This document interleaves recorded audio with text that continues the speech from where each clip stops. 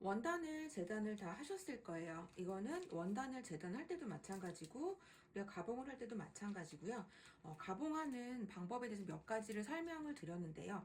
얘는 원단을 재단하는 거에 준해서 좀 설명을 드릴게요.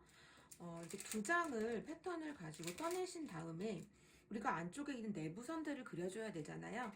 룰렛을 이용하셔도 하셔도 되지만은 원단 같은 경우에는 룰렛 같은 표시가 그렇게 예쁘지 않을 수 있어요. 좋은 원단에 그런 표시가 가는 게 좋지 않겠죠? 그런 경우에는 우리가 실표뜨기라는 거를 합니다.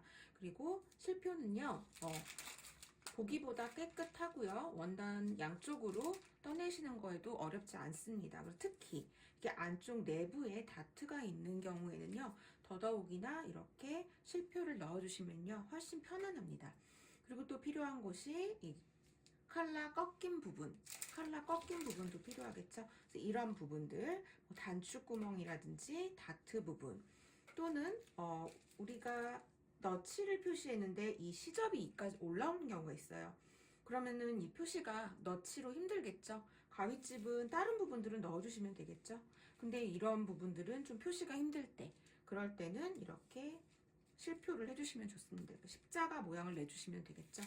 그리고 또 밑단 같은 경우에도 선을 그려주기보다는 실표를 넣어서 나중에 한꺼번에 선 정리를 해주시면 되겠죠. 그래서 앞판 같은 경우에는 이런 식으로 좀 해주시면 돼요.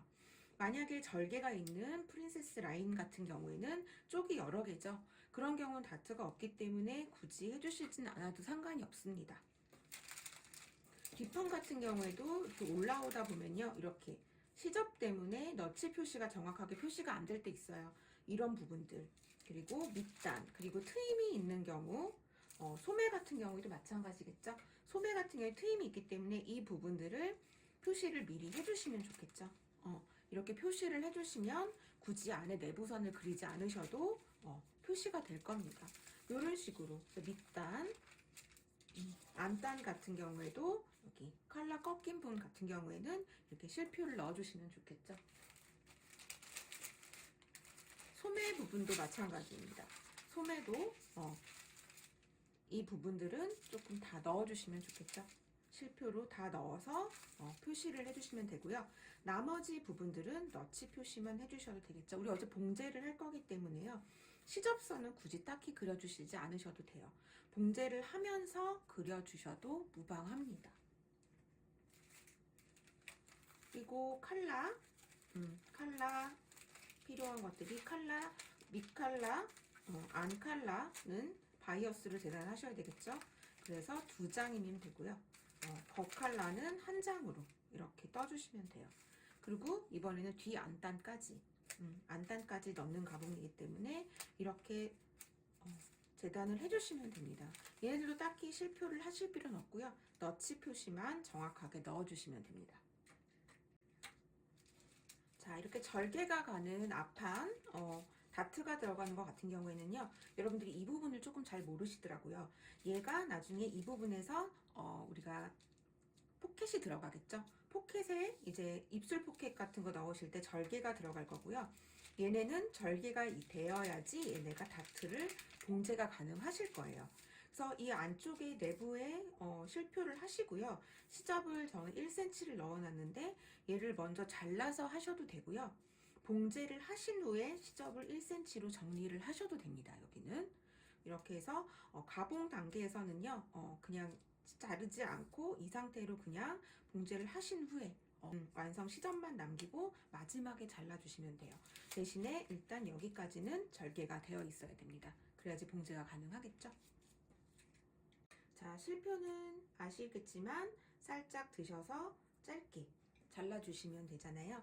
전체적으로 짧게 살짝 들어서 잘라주신 후에 이렇게 다 잘라볼게요. 그래서 앞뒤로 다 실이 짧아야지 잘 풀리지 않습니다. 안 그러면 실이 쑥 빠져버릴 수 있기 때문에 밑에를 바짝 잘라주셔야 돼요. 그래서 살살 들면서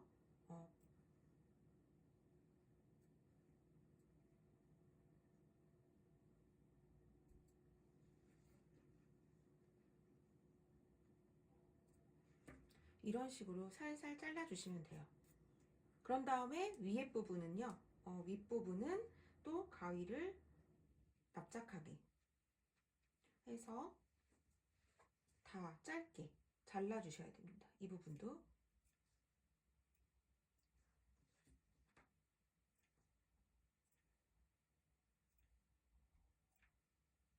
이렇게 다 자른 다음에는 실들은 다 탁탁 털어주시면 돼요. 탁탁 털어주면은 실이 뽑히지 않고 잘 떨어질 겁니다.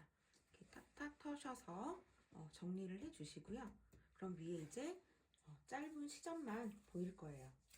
그런 다음 여기서 끝나는 게 아니라요. 한번 다리미로요. 이 부분들을 다 눌러주세요. 그렇게 하면은 더 실이 잘 안 빠집니다. 그래서 실표를 하신 다음엔요. 항상 이렇게 한 번씩 다 눌러주세요. 이렇게 해서 먼저 이 너치 표시나 다트가 들어가는 부분이나 이렇게 표시를 먼저 해주시면 됩니다.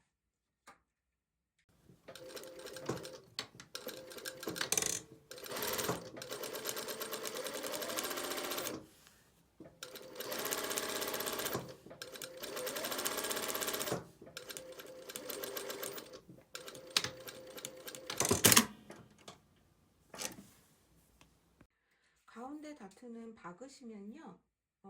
이 부분을 1cm로 먼저 자르셔도 되고 그 다음에 그려서 자르셔도 된다고 했잖아요. 그래서 이렇게 잘라주시고 내지는 미리 자르셔도 되는데요. 그런 다음에 다트를 벌려줘야 되거든요. 가름솔로. 그렇게 되면 이 부분도 불편해지겠죠. 그래서 여기까지도 끝까지 잘라주시면 돼요. 그 완성선까지 잘라주시면 되고요. 그런 다음에 윗부분은 이 부분은 조금 더 가위가 들어가는 정도까지 올려서 잘라주신 다음에 이 부분을 가름솔로 정리해 주시면 돼요. 그러면 위에는 살짝 안 들어갈 거예요. 안 될 거예요. 한쪽으로 넘겨주시면 되고요. 앞쪽으로 살짝 넘겨주시고 나머지 부분들은 가름솔로.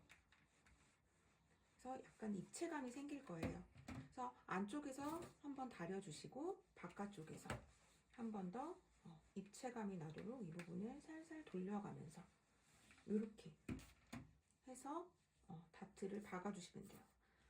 다트가 없으신 분들은 그냥 옆선 박아주시면 되겠죠. 그렇게 하고 나서 이 부분을 옆선이랑 박으려고 보니까 조금 열려 있잖아요. 불편할 거예요. 그래서 이 부분은요 심지 테이프로 좀 고정을 해주도록 하겠습니다. 저희가 심지 테이프가 보시면요 다대로 되어 있는 직선으로 되어 있는 다대 테이프가 있고요. 바이어스 방향으로 되어 있는 바이어스로 재단이 되어 있는 바이어스 방향의 이 테이프가 있어요. 그래서 두 가지를 저희는 다 사용을 할 건데요. 직선 부분에는 직선 테이프를 이용하시면 되고요. 이제 나중에 아몰 부분이나 곡선 부분에는 이 바이어스 테이프를 이용을 할 겁니다. 지금은 직선 부분이니까 이 직선 부분만큼 잘라서 붙여주시면 돼요. 조금 더 넓은 걸 이용하셔도 돼요. 어차피 우리가 이쪽에서 봉제가 여기 해야 되기 때문에 테이프를 발라야 되거든요. 그렇기 때문에 조금 넓은 테이프도 괜찮습니다. 1.5 너비 이런 것들도 괜찮고요. 다대 테이프를 이용해서 이 부분을 붙여주도록 할게요. 그러면은 옆선이랑 봉제도 원활하게 될 테고요. 그런 다음에 우리가 나중에 여기 포켓을 다실 때도 이 부분이 고정되어 있기 때문에 안정적으로 주머니를 달 수 있겠죠. 그래서 이렇게 고정만 시켜주시면 돼요. 그러면은 옆선과의 봉제가 훨씬 더 쉬울 겁니다.